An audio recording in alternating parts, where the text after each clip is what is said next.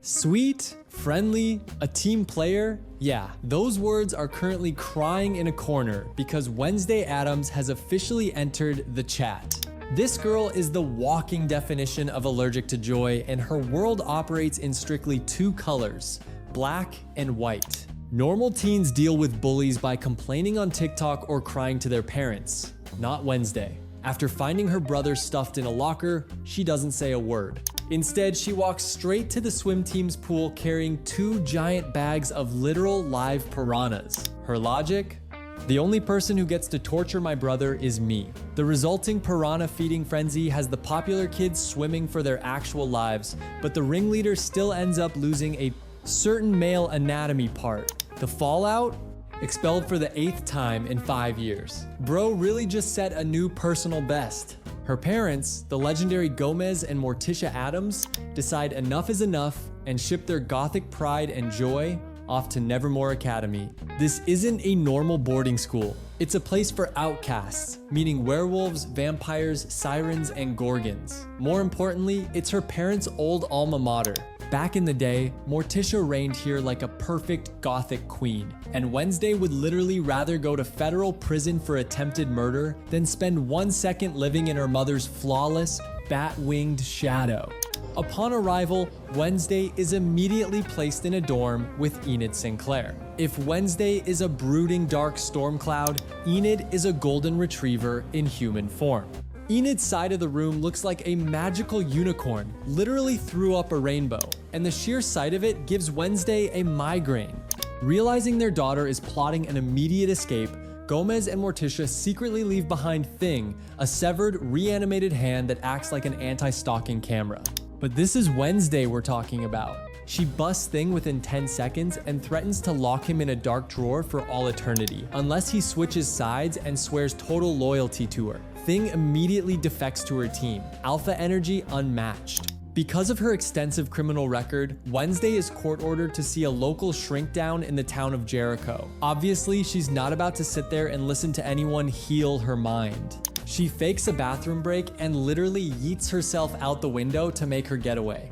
While wandering the town looking for a ride out, Wednesday creeps into a local cafe and meets Tyler, the cute barista boy.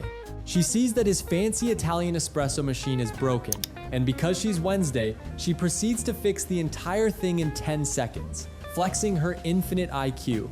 While she's busy trying to manipulate Tyler into driving her to the train station, the town's local bullies walk in looking to start trouble. They see a small goth girl and think they can flex? Big mistake. Wednesday unleashes a classic roundhouse kick to the first guy's face and systematically dismantles the other two before Tyler even understands what happened. Just as she finishes her flawless victory, Sheriff Galpin, Tyler's dad, walks in. He realizes Wednesday is an Addams, and because he hates her father Gomez over an old unsolved murder case, he immediately adds her to his red flag watch list. Back at school, Wednesday is just minding her own gothic business when she runs into Queen Bee Bianca, a siren who is busy bullying other students. Feeling a sudden urge to put her in her place, Wednesday challenges her to a fencing duel. But these girls aren't wearing safety gear. They make a pact that the first person to draw blood wins. Bianca gets a sneak attack stab in and wins, but Wednesday's ego is the real casualty here. While she's brooding in the quad, cue the cliche near-death trope. A massive stone gargoyle suddenly breaks off the roof and plummets towards Wednesday's head. Luckily, Xavier, the moody artist boy with serious main character energy, tackles her just in time to save her life. Wednesday's reaction? No thank you, no smile. She just looks at him like he insulted her soul and says, "Didn't ask to be saved, bro. I had it under control." Talk about toxic independence. But the night isn't over. During the school harvest festival, the try-hard nerdy kid Rowan suddenly goes rogue and uses telekinesis to slam Wednesday into a tree. Turns out, his mother had an ancient prophecy stating that Wednesday would eventually bring total destruction to Nevermore Academy. Just as Rowan prepares to send Wednesday to the Shadow Realm, a giant bug-eyed CGI monster pops out of nowhere. It completely destroys Rowan, literally tearing him apart, then looks at Wednesday, smirks, and just walks away. Even bloodthirsty monsters play favorites? Pretty privilege is real. The next morning, Wednesday reports Rowan's brutal murder to the police. But here's the plot twist. The crime scene is spotless. There's zero blood, and an even bigger shocker. Rowan is just standing right there in the school quad, alive and perfectly fine. Wednesday realizes someone is using a high-level shape-shifting spell to cover up the murder, and she's determined to expose the truth. Looking for clues, Wednesday discovers a secret library and gets kidnapped by a hooded secret society. But relax, it's not a cult, it's just the Nightshades, an elite rich kid frat. Xavier and Bianca are members and try to recruit her to make the club edgy again. But our goth queen literally unties herself, roasts their amateur kidnapping skills, tells them to stop pretending they're in a thriller movie, and just walks out, untouchable. 2,000 years. It's time for the Poe Cup, Nevermore's ancient canoe race. Wednesday decides to join with Enid just to teach Bianca a lesson in humility. Bianca's siren squad plays dirty, sabotaging other boats.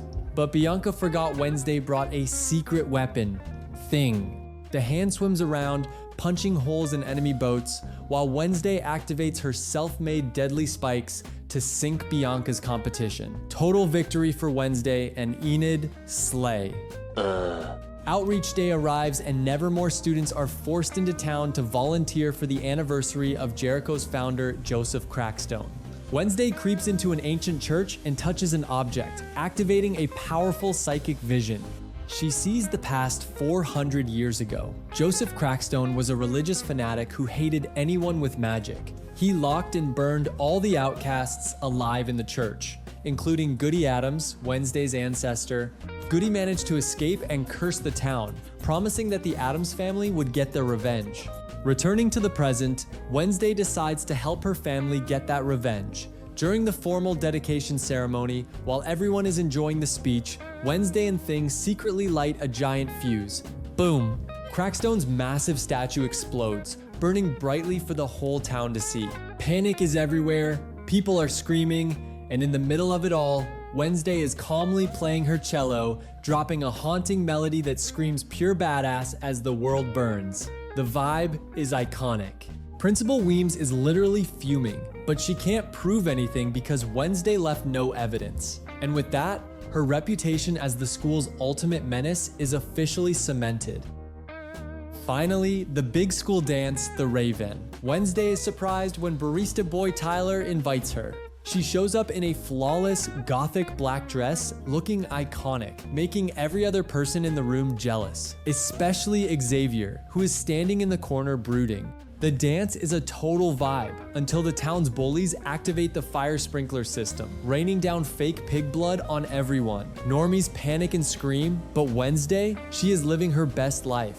She tastes a drop, looks around, and actually enjoys the chaos. That is, until she gets another vision. Her cinnamon roll friend Eugene is getting attacked by the monster in the woods. Wednesday ditches Tyler and runs to save him, but she's too late. Eugene is in a coma. Now, Uncle Fester, the chaotic bald legend himself, pops in to deliver a heavy lore drop. The monster is a Hyde, which means it always has a master. Someone is pulling the strings from behind the scenes. Wednesday activates full detective mode and points all fingers at Xavier. Bro, the guy is basically painting the monster in his sleep. His secret art studio is filled with detailed drawings of the creature. Wednesday gets a DNA sample and hands it to the sheriff.